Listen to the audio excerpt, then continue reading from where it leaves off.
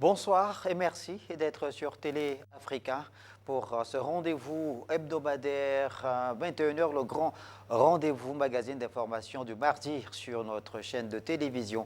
Une émission consacrée à ce qui fait l'actualité au Gabon et dans le monde. L'actualité reste dominée au Gabon par cette récente visite effectuée il y a quelques heures seulement par le président de la République française, Emmanuel Macron, qui a donc mené sa première visite d'État post-transition au Gabon. Il avait déjà été dans notre pays au mois de mars 2023.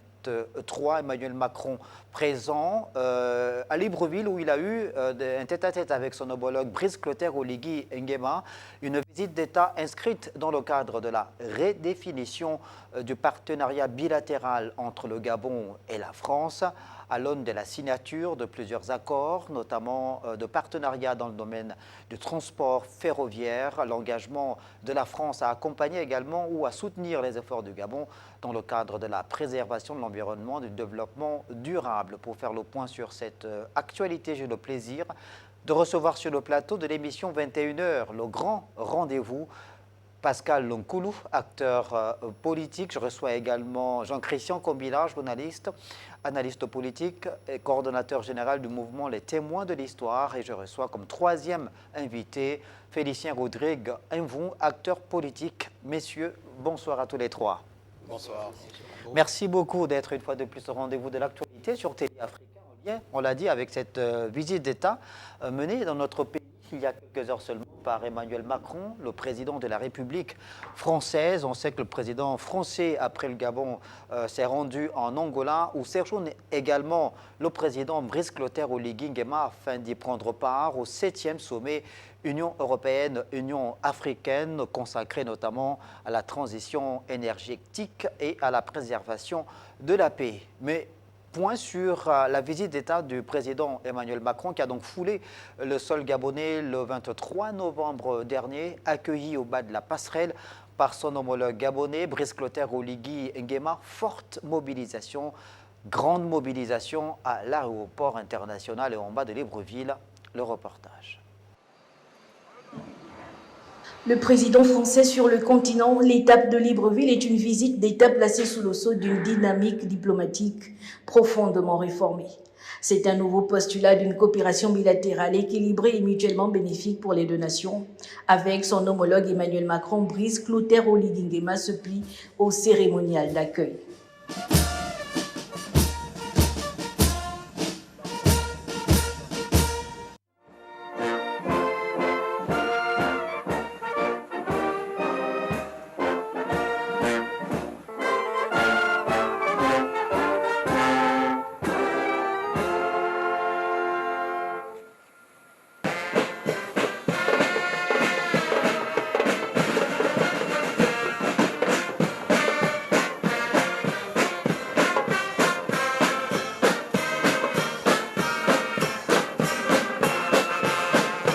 À l'esplanade du pavillon présidentiel, il est reçu selon les rites et traditions du Gabon.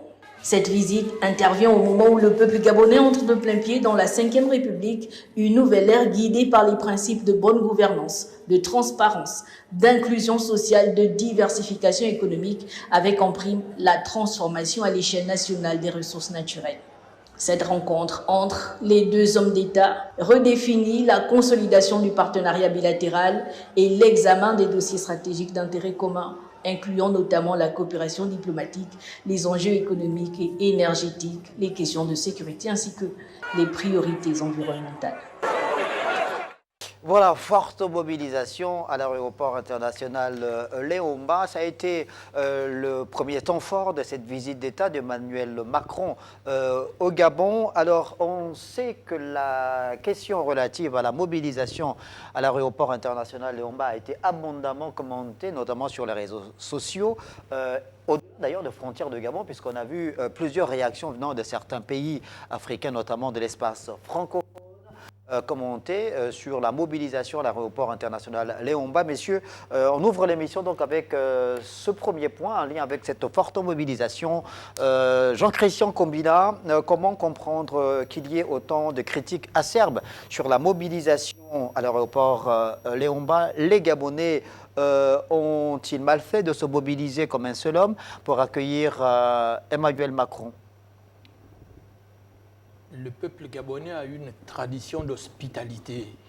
Une tradition d'hospitalité qui est d'ailleurs une tradition légendaire, qui est propre à la fois à nos diverses communautés ethno-culturelles, mais qui est aussi propre à l'histoire de l'État moderne post-colonial dans notre pays. On se souviendra que l'histoire enseigne que le président Pompidou et bref, tous les présidents de la Ve République, n'est-ce pas, qui ont côtoyé le président Omar Bongo et qui sont toujours venus en visite officielle ou en visite d'État dans notre pays, ont toujours reçu un accueil populaire, un accueil enthousiaste, marqué par l'expression de notre diversité culturelle. On l'a vu avec tous les hôtes de marque qui sont toujours venus dans notre pays, qu'il s'agisse du président chinois ou Jintao, qu'il s'agisse du président Lula da Silva du Brésil, qu'il s'agisse de Nelson Mandela ou d'autres chefs d'État et chefs de gouvernement des pays membres de la communauté internationale. Donc, ce qu'il s'est passé à l'aéroport international Léomba en termes de mobilisation populaire est propre à notre pays. Nous sommes un havre de paix, nous avons une tradition d'expression culturelle qui fait notre spécificité et donc cet accueil est aussi la manifestation d'un contexte politique nouveau. C'est vrai que lors des précédentes visites des présidents français au Gabon, leurs homologues, que cela fut le président Omar Bongo Ondimba ou le président Ali Bongo Ondimba, n'est-ce pas, l'accueil a été le même, mais la différence entre les précédents chefs d'État gabonais et Brice Clotaire Oligui Nguema aujourd'hui, c'est que le président Brice Clotaire Oligui Nguema est porté par un enthousiasme populaire qui s'est exprimé lors de l'élection présidentielle du 12 avril 2025 avec le plébiscite populaire, n'est-ce pas, qui lui a été accordé par l'ensemble de la nation gabonaise. Et donc, lorsque le président Emmanuel Macron arrive à Libreville aujourd'hui dans le contexte politique de refondation de ce partenariat Gabon-France, le peuple a tenu, n'est-ce pas, à se masser singulièrement derrière le président Brice Clotaire Oligui Nguema pour bien l'inciter à être le porte-voix de leurs attentes populaires par rapport à la France et pour bien montrer aussi au président Emmanuel Macron que le président qui est aujourd'hui à la tête du Gabon est un président, non pas par défaut, mais un président légitime, démocratiquement élu par son peuple et dont le peuple attend beaucoup de lui par rapport à la France. Alors, Pascal Koulou, on sait que cette actualité en lien avec cette visite d'État d'Emmanuel Macron au Gabon a également été commentée du côté de l'Hexagone. Et dans notre émission de jeudi dernier, je crois, on revenait sur ces railleries du journal Le Figaro qui présentait cette visite, surtout le Gabon, comme étant un pays qui fait tout pour garder une relation bien singulière, particulière avec la France et qui décrivait la situation comme étant le fait qu'on était encore un peu dans une Afrique à la papa, pour montrer un peu le côté, selon le Figaro, paternaliste de la France vis-à-vis de ses anciennes colonies dans le Gabon. On sait évidemment que Emmanuel Macron, pour cette première visite d'État post-transition, a eu droit à un accueil dans le strict respect des codes républicains, avec les 21 coups de canon, le passage en revue de troupes. On a vu dans le reportage le défilé militaire et la forte mobilisation de populations gabonaises. Est-ce que vous comprenez, vous, ces réactions de ces Gabonais, de ces Africains qui estiment qu'on n'a pas à réserver un accueil aussi chaleureux à un chef d'État français? Bon, il faut rester dans le contexte. Le contexte de la géopolitique mondiale d'aujourd'hui, des lieux d'influence et des rapports géostratégiques entre les différents États. Et puis, bon, il faut rester dans le contexte gabonais ou même africain pour se poser la seule question qui va, c'est-à-dire que face à cette attitude, à ces observations, ce n'est même pas des critiques, c'est des observations. Parce que lorsqu'on émet une critique, il y a une contre-proposition pour dire voilà ce qui convient et pour atteindre tel résultat. Moi, je m'étonne toujours de constater que des gens soient à consacrer leur temps à des futilités. En quoi est-ce que c'est important de faire l'inventaire du caractère de l'accueil réservé à une personnalité? En quoi? Nous ne sommes pas en hostilité ouverte avec la France. Nous ne sommes pas dans une posture de revendication extrême sur des questions précises. Nous sommes en renégociation sur un certain nombre de points de vue. Ça ne fait pas de nous des adversaires tranchés, ni avec la France, ni avec le monde occidental, ni avec même d'autres pays africains. De façon générale, de quoi est-ce qu'il est question? Il est question de ce que les Gabonais, comme cela a toujours été le cas, autour de leur leader, encore que cette fois-ci, puisque je vous parlais de contexte, le contexte est totalement différent. Brice Clotaire Oligui Nguema est arrivé au pouvoir dans une première séquence par une prise de pouvoir qui dirait d'autorité. Bon, cette prise de pouvoir d'autorité, que les gens appellent coup d'État, mais qu'au Gabon, la population a qualifié comme un coup de libération, a tout de même été encadrée par l'ensemble des textes qui régissent aujourd'hui les différents engagements que le Gabon a contractés à travers les organismes internationaux qui disent, bon, une fois que vous êtes dans ce format, voilà le protocole qui vous est appliqué. Donc, Oligui et le Gabon ont été tenus de respecter ces protocoles. Quelque temps après, Oligui est maintenant auréolé de l'adhésion et du soutien de 94,% des Gabonais. Bon, et dans ce cadre-là, il est toujours dans cette diplomatie agressive et offensive pour faire en sorte que le Gabon soit, certes, s'inscrit maintenant comme étant un pays qui a opéré un coup d'État qui a réussi, mais comme étant un pays où des dirigeants ont mis le curseur sur les attentes et la volonté des populations. Voilà Oligui Nguema qui allait accueillir le président français. Et autour de tout ça, la population veut également réaffirmer son adhésion à son leader. Parce qu'il y a une confusion que l'on peut facilement lire. Il ne s'est pas agi d'aller autour du président Emmanuel Macron. Non, l'adhésion, la présence populaire est toujours l'expression de soutien, d'engagement des Gabonais autour de leur président. Il se veut, par nature, par habitude, que cette expression de soutien populaire, à l'époque, était confondue avec une volonté qu'exprimaient nos anciens dirigeants vis-à-vis des autorités françaises. Et là aussi, je veux qu'on soit un peu indulgent, parce que lorsque l'on fait des rapports, il faut toujours rester dans le contexte. Quel était le contexte de nos premiers présidents dans les années 60 jusqu'aux années 90? Ces gens accédaient à des responsabilités d'État sans avoir la plateforme mondiale qu'il faut. Parce qu'aujourd'hui, quand vous êtes président, en 1960, Léon Mba, Omar Bongo, par la suite, vous sortiez d'où? Et vous entrez dans un univers de relations, de réseaux tellement complexes, tissés au fil des milliers d'années. Vous y arrivez, vous ne connaissez personne, donc vous avez besoin d'une sorte d'amis qui puisse vous conduire pour que vos relations se grandissent et faire émerger votre État. Donc c'était normal qu'ils aient cette sorte de relation avec ces anciens chefs d'État. Il y a une évolution aujourd'hui, la situation n'est plus la même, mais j'observe que ceux qui font des observations, eux, par contre, sont restés dans l'Afrique des papas. On va rester avec vous pour terminer, Félicien Rodrigue, vous, sur ce premier point, en lien évidemment avec la mobilisation à l'aéroport Léon-Mba, la qualité de l'accueil. Le Gabon fait-il trop ou certains États africains font-ils trop lorsqu'ils reçoivent les chefs d'État africains? On peut rester dans l'espace de l'Afrique noire francophone notamment. Hein.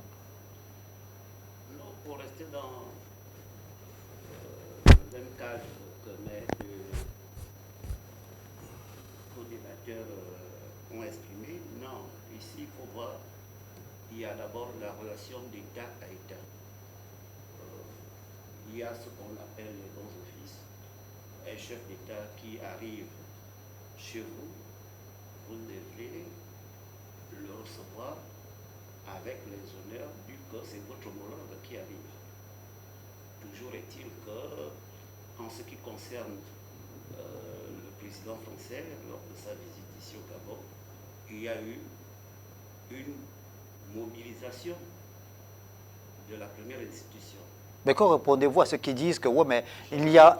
attendez, pour compléter justement votre propos, que répondez-vous, après les autres pourraient également répondre rapidement, que répondez-vous à ceux qui disent qu'il n'y a malheureusement pas de réciprocité à ce niveau quand les chefs d'État africains vont dans l'Hexagone? Est-ce que c'est tenable, ces arguments sont tenables?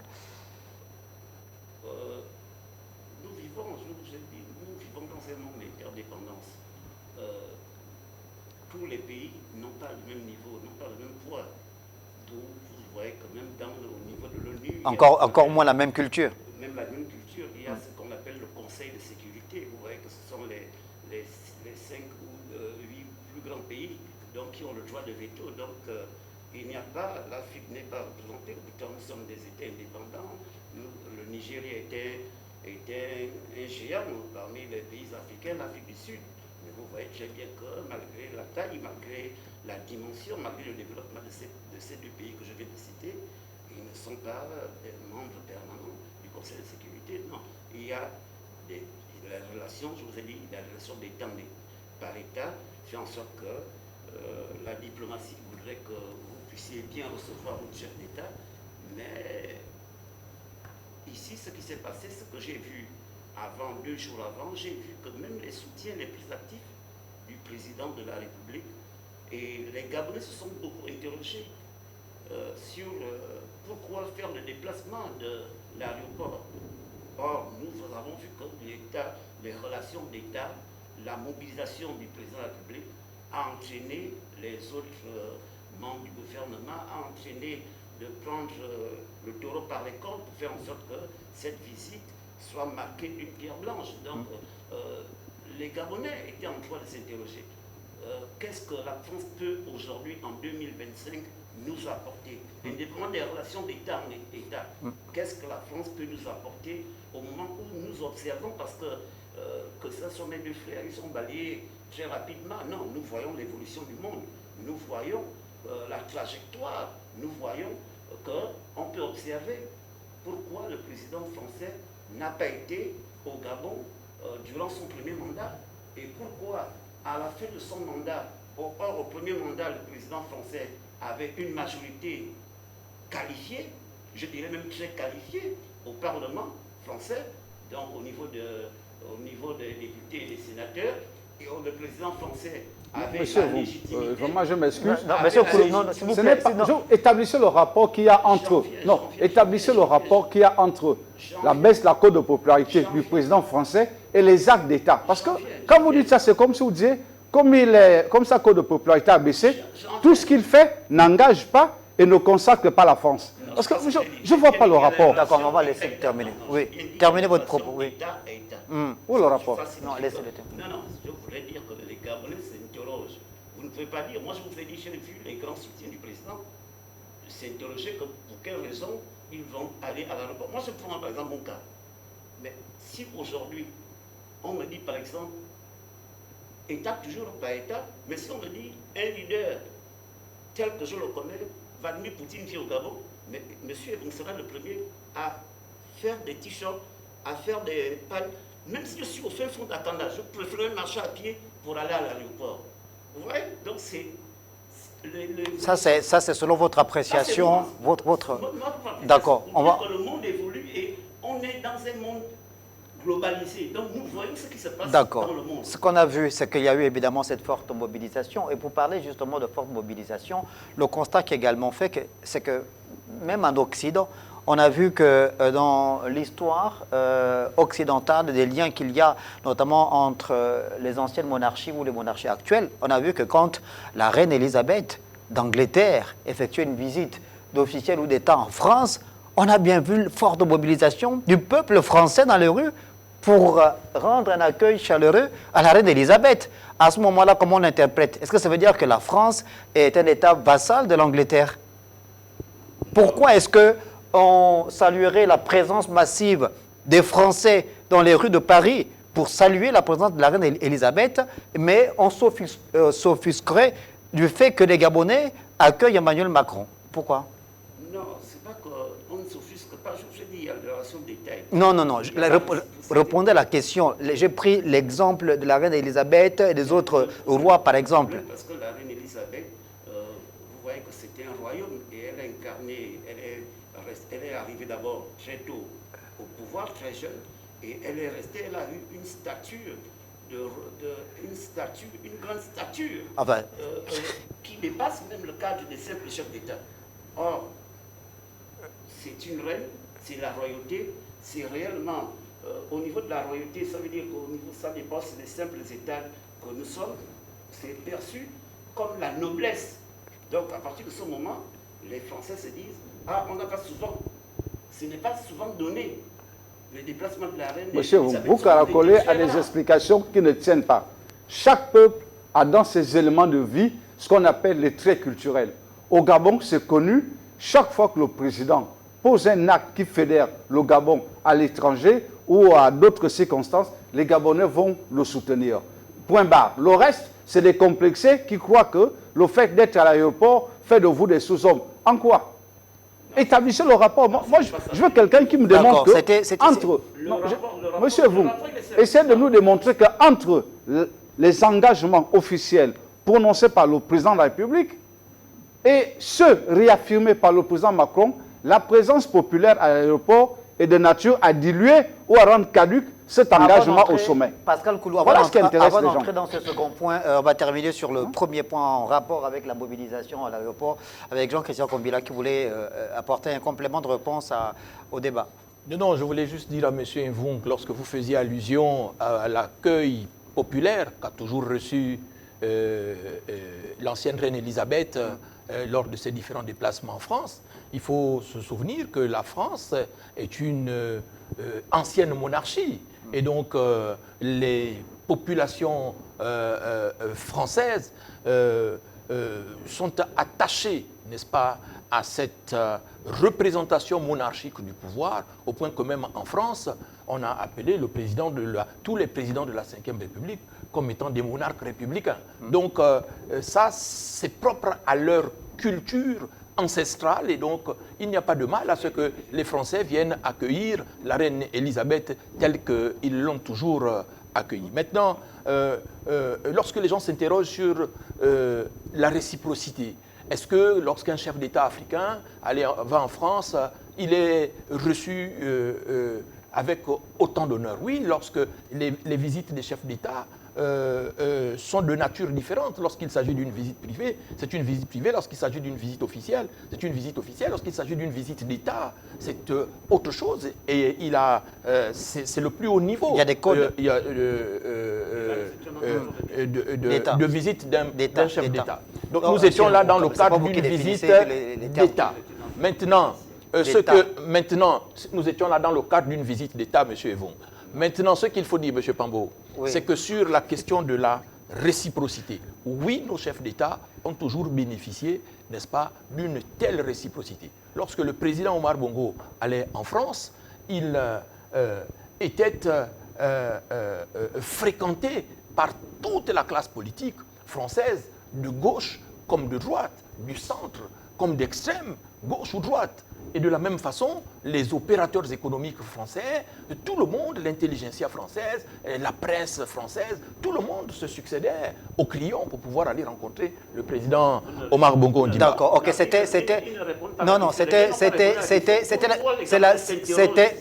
on a fait le tour de la question, on est même allé au-delà des 10 minutes prévues justement sur ce premier point. On entre dans le second tiroir, on ouvre le second tiroir de l'émission, consacré cette fois-ci à la signature de conventions, renforcement, on l'a dit, diversification de partenariats entre la France et le Gabon. Avant de faire le point sous forme de débat, le reportage.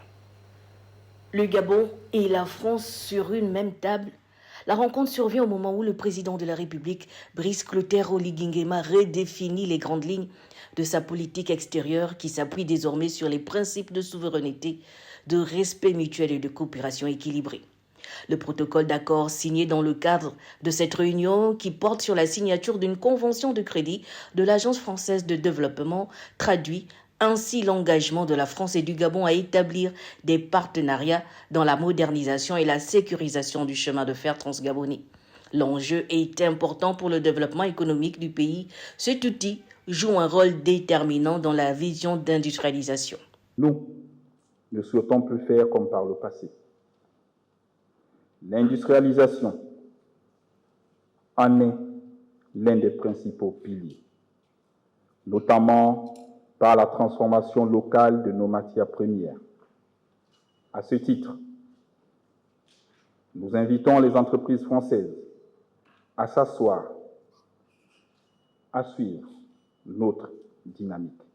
Cette rencontre bipartite est le symbole d'une coopération fondée sur la confiance, le dialogue et l'égalité dans une perspective gagnant-gagnant pour le Gabon, engagé dans une transformation économique ambitieuse centrée sur la valorisation à l'échelle nationale de ses ressources, un véritable levier pour la création d'emplois, notamment pour la jeunesse gabonaise. C'est l'occasion pour moi de vous rappeler, cher Emmanuel, que le 2 février à Dakar, lors de votre adresse à la communauté française du Sénégal, vous avez dit ceci: les entreprises françaises doivent être exemplaires en Afrique.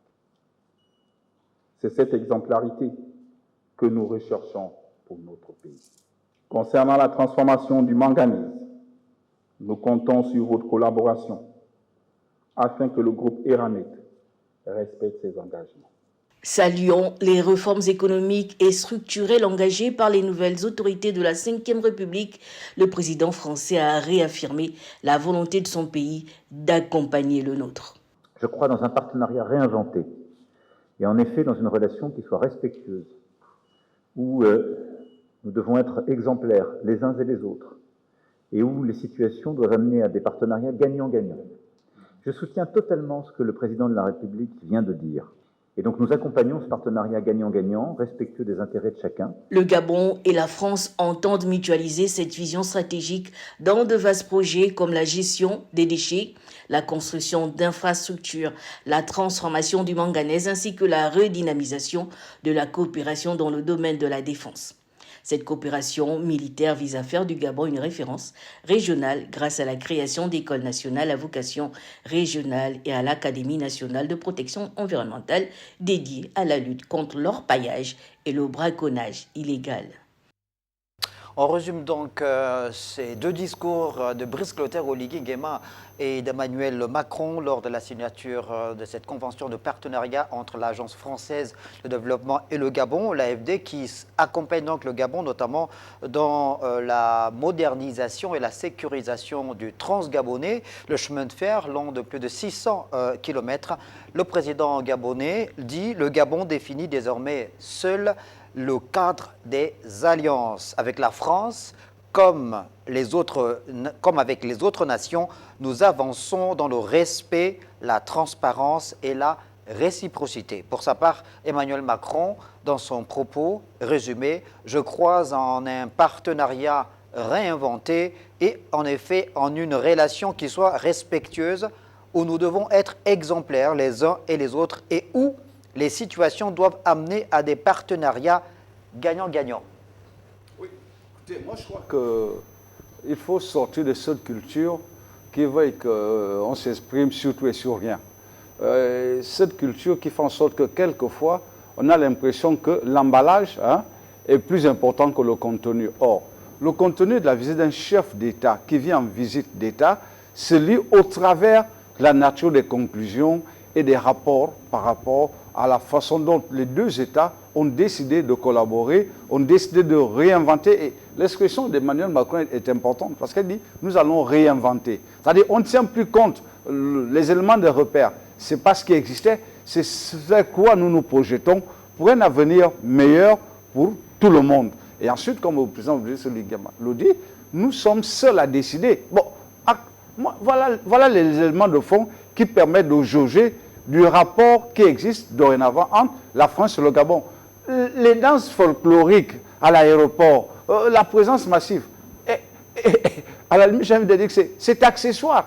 L'élément de fond, c'est ce que nous avons vu à l'instant, c'est-à-dire les deux chefs d'État prennent des engagements. Ce sont ces engagements qui permettent de déterminer le niveau de responsabilité et d'initiative, parce que vous pouvez être responsable sans avoir, vous, à prendre les initiatives. Or, le débat, par exemple, sur le manganèse court bien avant que le président Macron arrive au Gabon.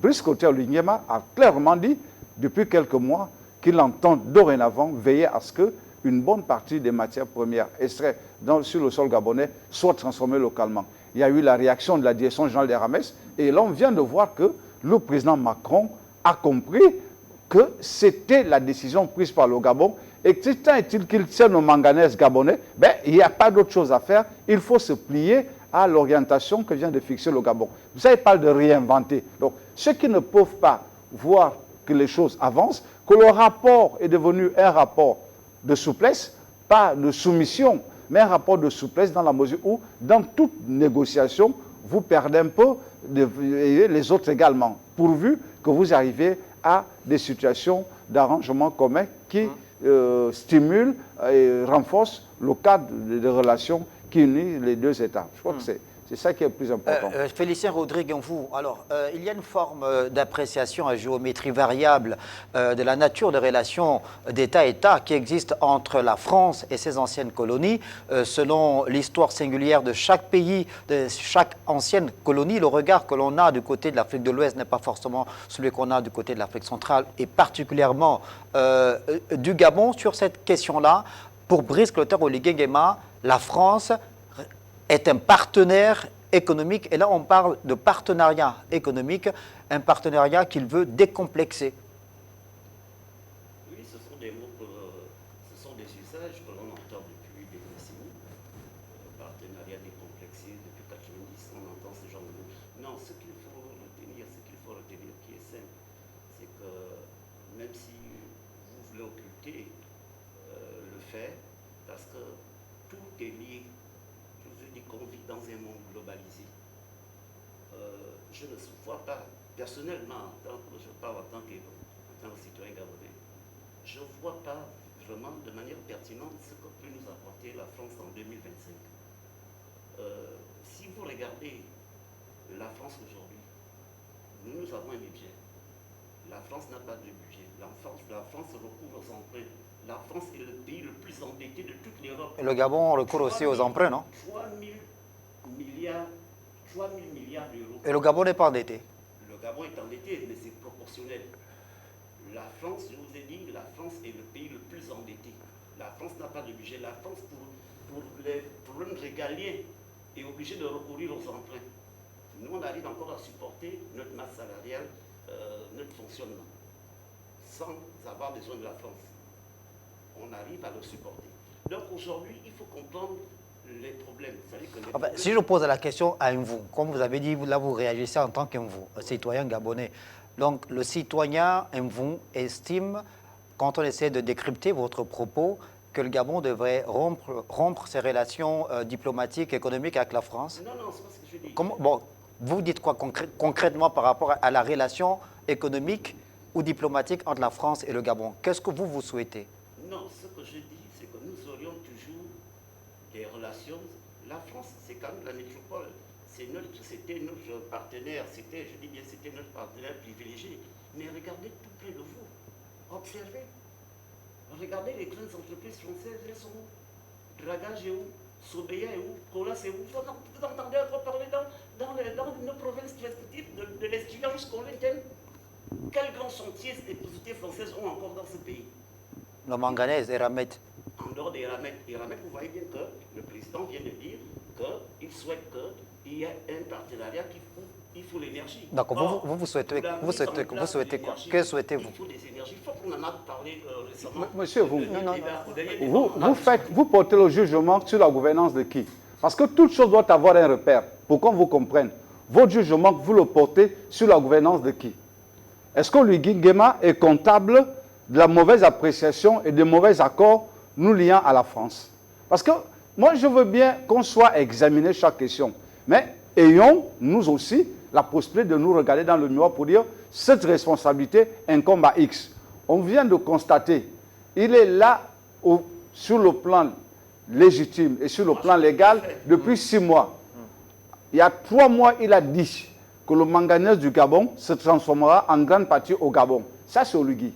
Le président français est arrivé. Il dit on prend acte et nous allons travailler dans ce sens-là. Bon, est-ce que vous nous fassiez l'historique de ci, de ça? Mais ça, c'est terminé. On va écouter le Gabon de demain n'est pas celui que vous décrivez. Oui, mais rapidement. Rapidement répondre, non. Il faut que le frère revienne un peu sur terre. Lorsque nous avions eu une attitude du régime ancien, lorsque M. Sarkozy, le président Sarkozy, est venu ici, il y a eu cette phrase que vous et moi, c'est Ali qui parle, nous ne savions pas ce qu'on appelle la France-Afrique de manière confusément qu'on appelle la France-Afrique. Mais la conséquence du discours, c'était quoi? Pour prendre le même exemple, qui concerne le côté Oligui, c'était de dire il n'y a plus d'exploitation de grumes. La conséquence a été quoi? Un fort taux de chômage en France. Parce qu'on voulait transformer et on a réussi, on a eu une coque. Donc aujourd'hui aussi, le président Oligui dit le manganèse doit être désormais exploité ici, doit être transformé ici. Donc il nous faut de l'énergie. Est-ce que la France, en 2025, est en capacité de nous apporter toute l'énergie nécessaire et la technologie qu'il faut pour que le manganèse soit bien traité et que ça soit un partenariat gagnant-gagnant? C'est ça la question, parce qu'il faut aller au fond des choses, plutôt que de dire, de vouloir arranger... Considérons que c'est un processus. On va passer la parole à Jean-Christian Komila. C'est un processus. Oui, c'est un processus. Jean-Christian Komila, oui.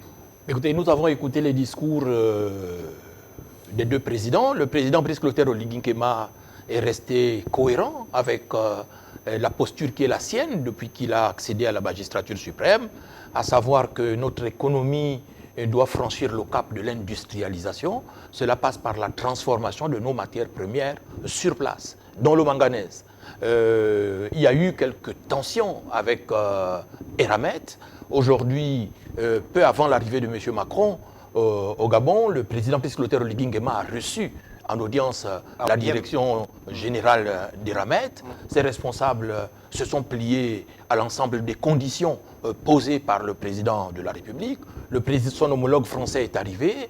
Il a pris acte, n'est-ce pas, de cette volonté politique exprimée par le Gabon de voir son économie franchir le cap de l'industrialisation. On ne peut que s'en réjouir.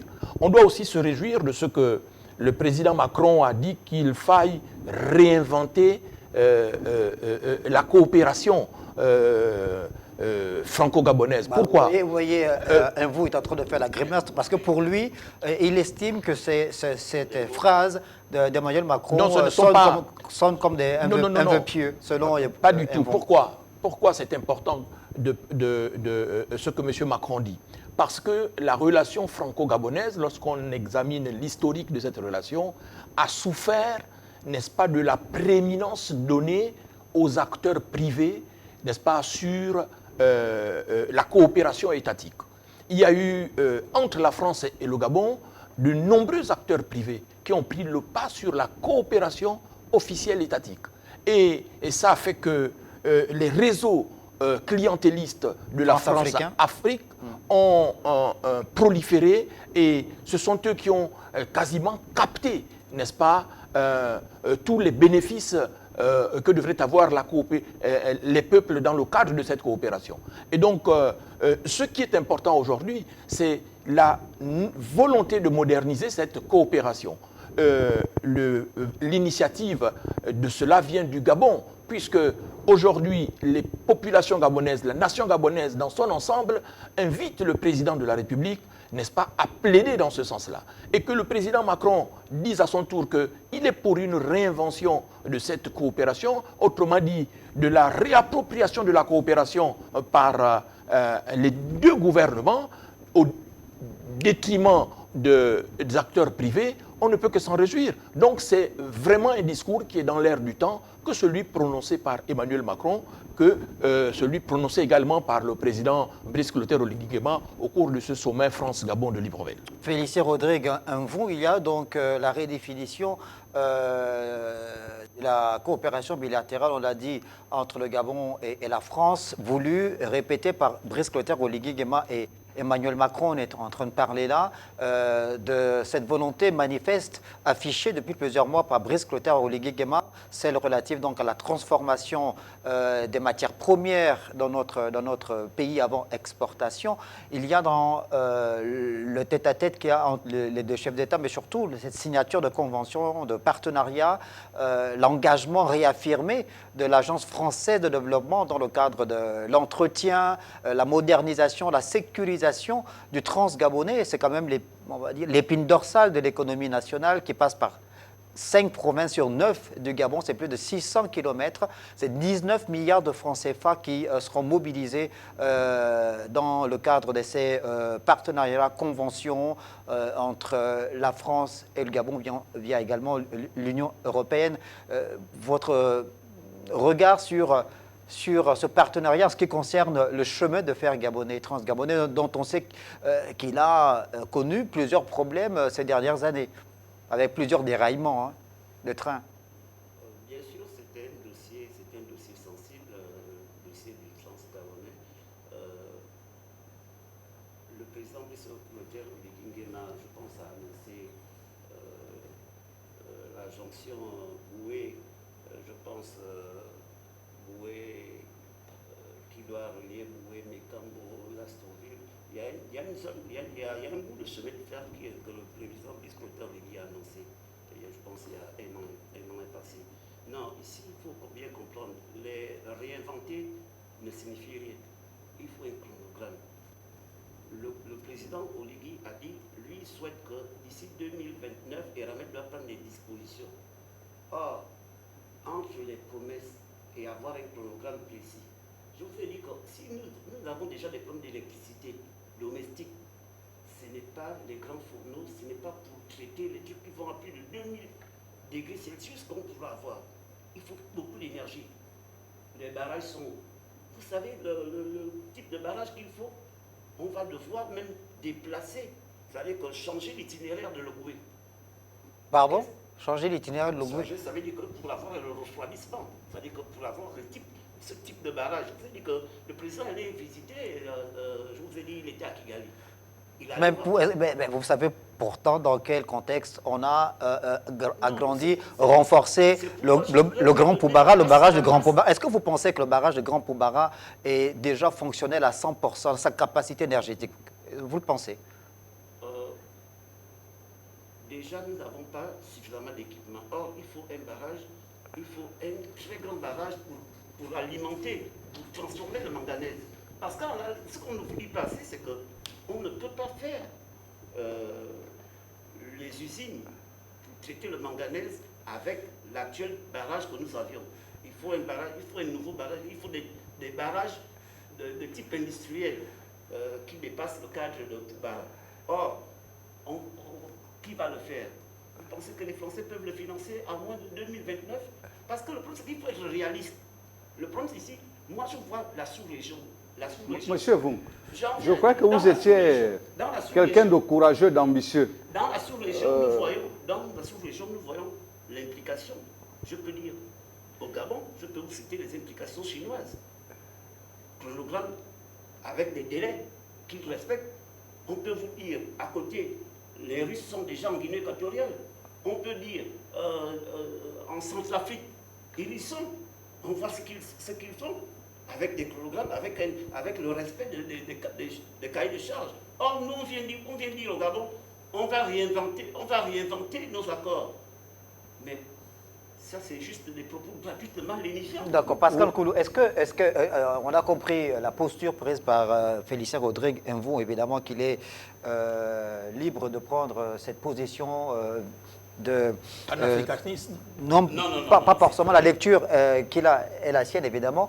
Est-ce que vous pensez aujourd'hui, par rapport aux inquiétudes qu'il émet, que Rodrigue Félicien émet quant à la possibilité de la France, qui reste une des puissances mondiales, un pays industrialisé, qui a évidemment une expertise aussi à faire valoir. Est-ce que vous pensez que la France aujourd'hui n'est plus un partenaire ni stratégique, ni de premier choix ou de premier plan pour le Gabon?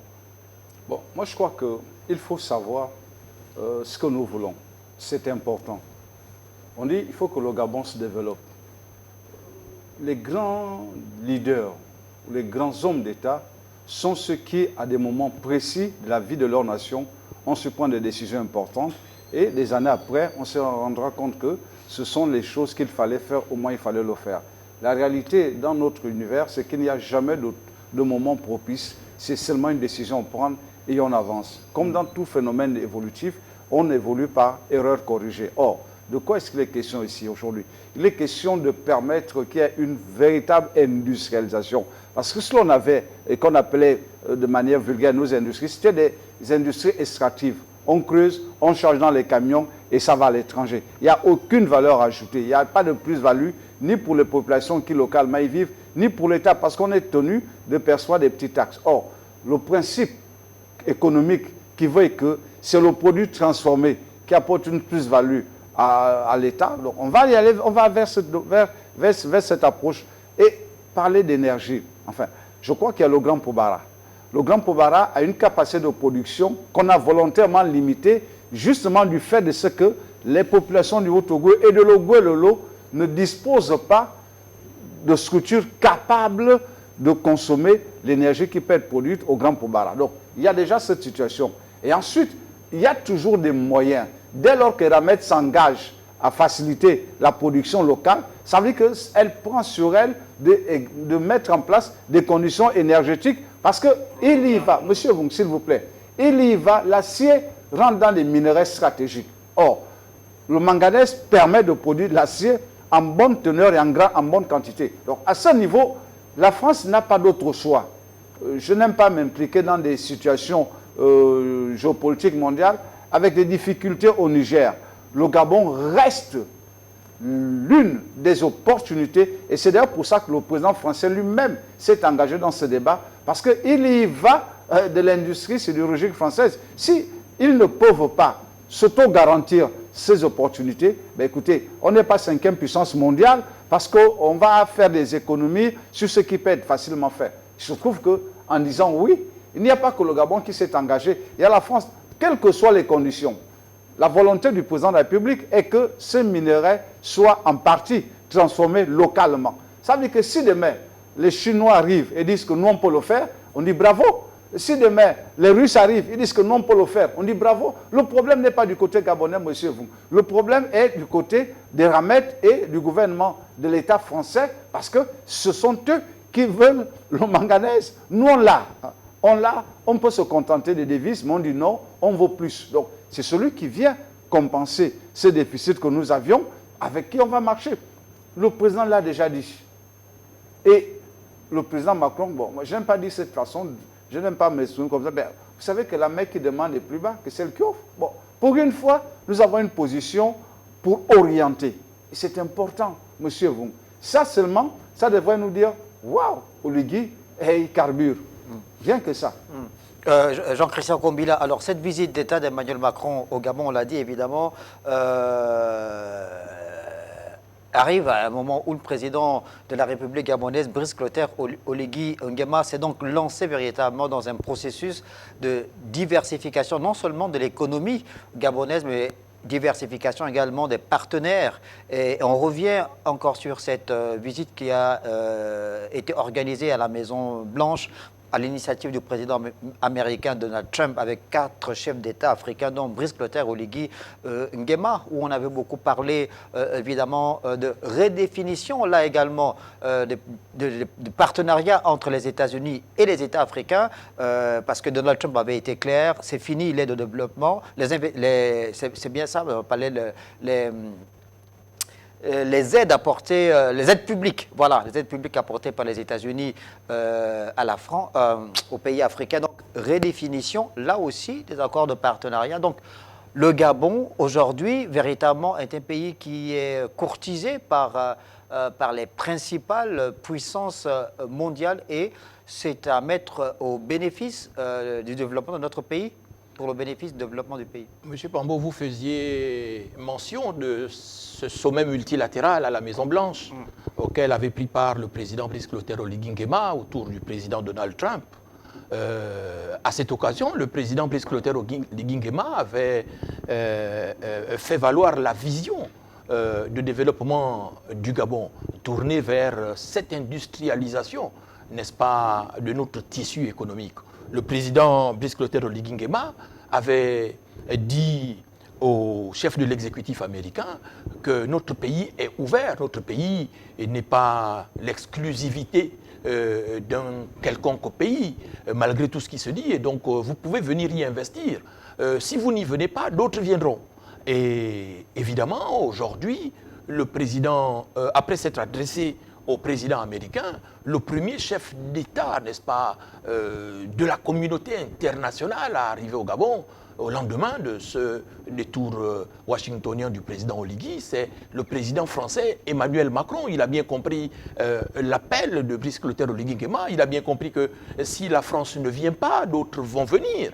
Et donc, il est venu, il a pris les engagements nécessaires, il a vu ses compatriotes qui sont dans le top management des Ramettes, il leur a dit de se plier, n'est-ce pas, aux droits et règlements en vigueur en République gabonaise. Et donc, nous avons bon espoir, comme le disait M. Nkoulou tout à l'heure, nous sommes en position de force. Les minéraux critiques qui sont recherchés par la communauté internationale, par les puissances industrielles, sont au Gabon. Et donc, le Gabon est un marché attractif. Le président Brice Clotaire Oligui Nguema avec la volonté de restaurer les institutions, a rendu notre pays de nouveau attractif. Il a rendu notre marché de nouveau attractif, avec cette volonté aussi de rassurer les opérateurs économiques, de permettre à la justice de faire son travail, de faire en sorte que les lois en vigueur soient respectées. Vous savez que c'est la justice qui élève une nation, disent les Saintes Écritures. Et donc, le président de la République, en donnant la latitude à la justice, n'est-ce pas, de faire son travail, rassure de la même façon les investisseurs étrangers. Et donc, les investissements privés que nous recherchons sont forcément à portée de main à partir, n'est-ce pas, de ce cap de l'industrialisation de notre tissu économique. Félicien Rodrigue. Oui, non, je pense qu'il ne faut pas qu'on endorme les téléspectateurs. Non, il faut voir les choses de manière claire. Mais c'est toi qui endormes les téléspectateurs. Je dis bien sous Mitterrand, par le discours de la Baule, engagement français, métropole, a dit il n'y aura plus d'aide à ceux qui ne vont pas démocratiser leur pays. Non, ce n'était pas ce qu'il avait dit, ça c'est caricatural. J'en viens. Non, ce n'est pas ce qu'il avait dit. La France a créé un fonds de reconversion. Jusqu'en 2005, on n'a jamais eu... Le président Mitterrand avait dit qu'il n'a pas de leçon de démocratie à donner au président africain.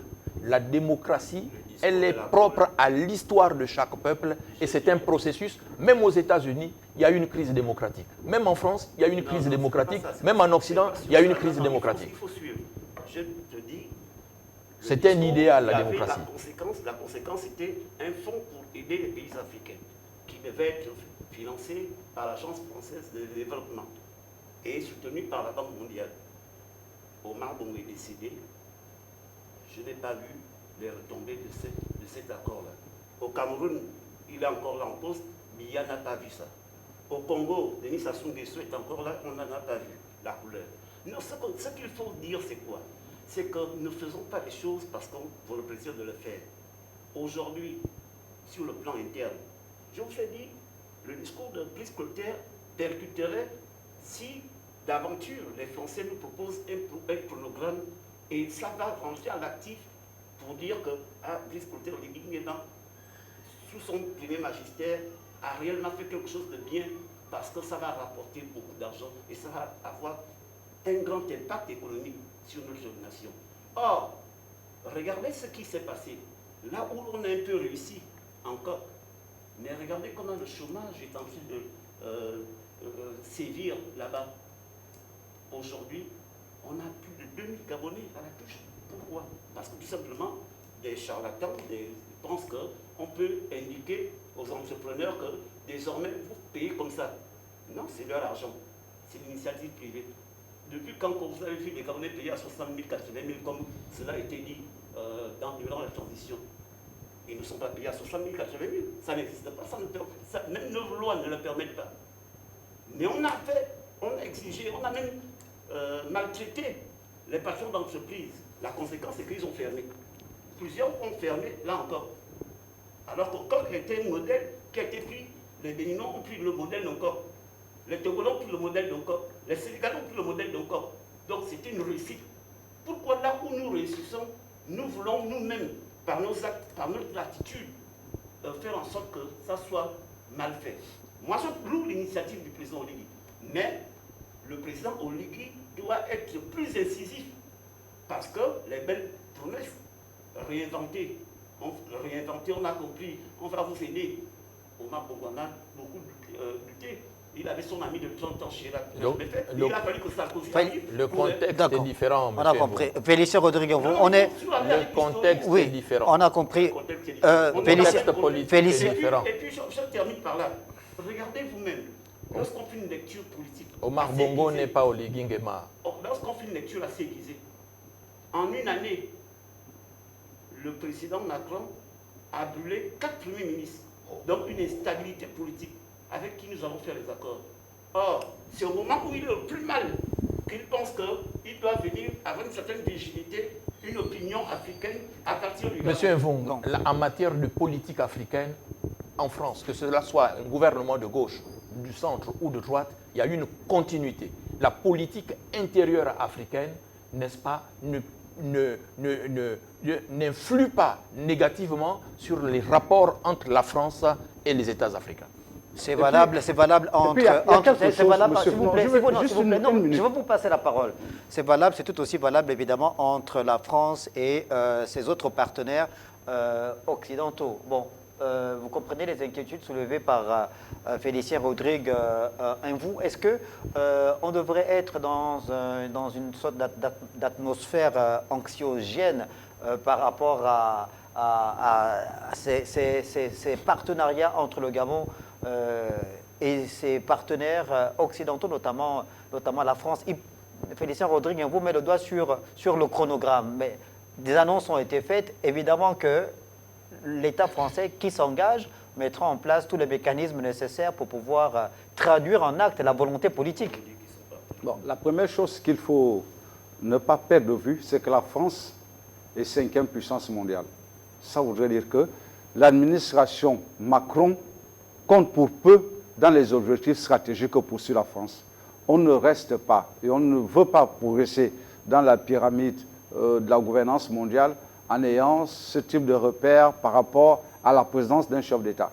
La France se gouverne, c'est vrai, sur le plan institutionnel, sur le plan relationnel, mais il y a une constance. Aujourd'hui, c'est ce qui fait la particularité des grands États. C'est-à-dire que vous prenez les États-Unis, que vous prenez la France, aujourd'hui la Chine, il y a une constance dans les objectifs stratégiques. Or, quelle est la situation aujourd'hui du monde de manière générale? C'est une situation de réarmement. Ça voudrait dire que les industries de production sur le plan stratégique vont travailler davantage parce que maintenant, avec ce qui s'est fait ou ce qui est en train de se dérouler entre l'Ukraine et la Russie, les pays occidentaux comprennent qu'ils ne peuvent pas toujours compter sur le bouclier américain pour se mettre à l'abri d'une possible agression militaire. Vous parlez des pays de l'OTAN. Occidentaux, oui, même de l'OTAN. C'est vrai, l'OTAN, mais l'OTAN, encore cet inconvénient de trop dépendre des États-Unis. Et je crois qu'aujourd'hui, tous les chefs d'État, le budget de défense de la plupart des pays a été augmenté pour leur permettre donc de se... Or, ça suppose quoi? Ça suppose qu'il faut avoir donc ces minerais qui leur permettent de faire fonctionner leurs industries pour produire les différents armements dont ils ont besoin. Bon, vous croyez que la France va se limiter au fait que Macron soit en baisse dans les coûts de pluralité pour se prémunir des possibilités qu'ils peuvent bénéficier en ayant des garanties de bénéficier de ressources qui leur permettent d'alimenter leur industrie? Pas du tout. Et ensuite, l'autre élément de fond, monsieur Vous, c'est que Macron, il lui reste 2 ans. Il lui reste 2 ans. C'est-à-dire que tout ce qu'il fait, il le fait au nom de la France, au nom de monsieur Macron. L'individu lui-même compte pour peu, mais c'est l'acte pris et qui engage le gouvernement français. Comme vous devez le savoir, il y a ce qu'on appelle la continuité de la responsabilité des États. Donc, ce qu'il fait là, ce n'est pas une question de timing par rapport à Macron, ce n'est pas une question de timing, même pas par rapport à Oligui Nguema. Non, s'il vous plaît, monsieur. Ces engagements sont des engagements d'État et ils sont honorés, quel que soit pas un débat. Non, mais ce n'est pas un débat entre vous, Pascal Koulou. Ou au Gabon, ces engagements engagent... Non, vous avez abondamment parlé, monsieur Koulou. Ces engagements sont du ressort de nos États, de l'État français et de l'État gabonais qui iront à terme. Bon, ensuite, sur la question des choix prioritaires, très honnêtement, Eramet, aujourd'hui, est responsable de la société d'exploitation du Transgabonais. Donc là, il va y avoir des réaménagements en termes d'amélioration qualitative et quantitative. Parce que je vous dis, enfin, je ne vais pas le dire, les chefs d'État eux-mêmes le disent. Aujourd'hui, l'une des remarques fondamentales qui est faite à M. Macron en France, c'est justement celle d'avoir laissé la France dans une posture où les éléments d'alerte pour prendre la responsabilité de conduire, parce qu'en Europe, il y a la France et l'Allemagne, pour permettre qu'il y ait un meilleur système de défense au niveau du territoire français. Donc, cette opportunité de venir au Gabon ne peut pas être prise à la légère ou au prisme des analyses de l'Afrique d'avant et de la fin. Non, il faut les regarder au niveau aujourd'hui géostratégique où chaque État, du moins ceux qui en ont les moyens, se prépare pour résister à toute possibilité d'agression militaire. Jean-Christian Kombila, est-ce que finalement cette posture prise par la France aujourd'hui épouse l'air du temps, la réalité du moment sur le plan géostratégique, mais surtout en rapport avec la crise née au niveau de l'Afrique, notamment de l'Afrique de l'Ouest, avec les États dits membres de l'AES? On sait aujourd'hui que les rapports sont distendus, tendus entre la France et certains pays de l'Afrique de l'Ouest. Aujourd'hui, la France ne peut plus avoir le même regard, la même posture qu'elle avait il y a 60 ans vis-à-vis de ses anciennes colonies, notamment vis-à-vis du Gabon par rapport au contexte géostratégique et géopolitique mondial. Le président Macron n'est pas le général de Gaulle. Il n'est pas non plus le président Pompidou ou le président Mitterrand. Le président Macron, tout comme le président Oligui Nguema, appartiennent à la même génération. Ce sont de jeunes présidents qui sont sensibles et auditifs à tout ce que disent leurs opinions publiques. Les opinions publiques d'Afrique et de France veulent une évolution dans les rapports entre le continent africain et la France. Donc aujourd'hui, ce voyage du président Emmanuel Macron au Gabon nous a permis de comprendre toute l'importance géostratégique que revêt notre pays pour la France. Et ce voyage aussi nous a permis de comprendre aujourd'hui la vision que développent les nouvelles autorités gabonaises de ce qu'elles peuvent légitimement attendre de la France en tant que partenaire. Ce que nous voulons, et qu'a dit et fort justement le président Oligui Nguema, c'est d'un partenariat gagnant-gagnant. Les accords de coopération qui ont été conclus en 1960 entre un État souverain, la France et une ancienne colonie qui n'était peut-être même pas encore indépendante, sont des accords de coopération qui sont aujourd'hui questionnés par le président Brice Clotaire Oligui Nguema, par l'opinion publique nationale, par l'intelligentsia gabonaise, par l'intelligentsia africaine. Donc le président Macron n'a pas d'autre choix.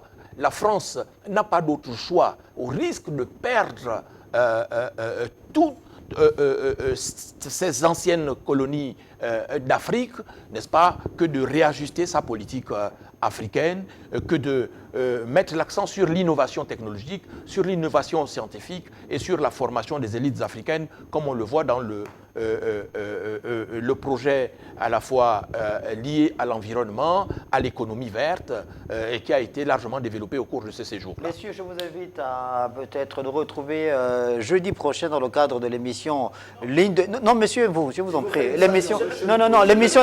Non, l'émission... Il n'y a pas... L'émission est arrivée à son terme, il y a une durée. Je vous ai donné... Non, vous avez... On a fait le tour de table, s'il vous plaît. On a fait le tour de... Non, c'est pas possible. C'est pas possible. Hein, soyons professionnels. On a fait le tour de table, chacun a eu le temps... Non. Vous avez parlé, c'est vous qui avez été le premier à développer, donner votre point de vue dernier sur cette actualité en lien avec cette visite d'Emmanuel Macron. On va y revenir certainement jeudi prochain pour continuer à épuiser le débat, puisque évidemment qu'on ne peut épuiser cette forte actualité en 1 heure d'émission seulement. Merci beaucoup à tous les trois d'être passés autour de la table. On se retrouvera, si Dieu le veut, jeudi prochain dans Ligne de mire pour continuer à mettre en relief les points saillants de cette visite d'État d'Emmanuel Macron au Gabon. Merci de nous avoir regardés et bonne suite des programmes sur Télé Africa.